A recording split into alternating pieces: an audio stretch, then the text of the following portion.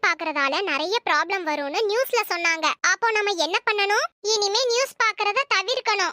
மதிய உணவை கொண்டு வந்தது யாரு? நாங்க எல்லாருமே கொண்டு வந்திருக்கோம் மிஸ். நான் ஒண்ணும் அத கேக்கல. நீங்க கேட்ட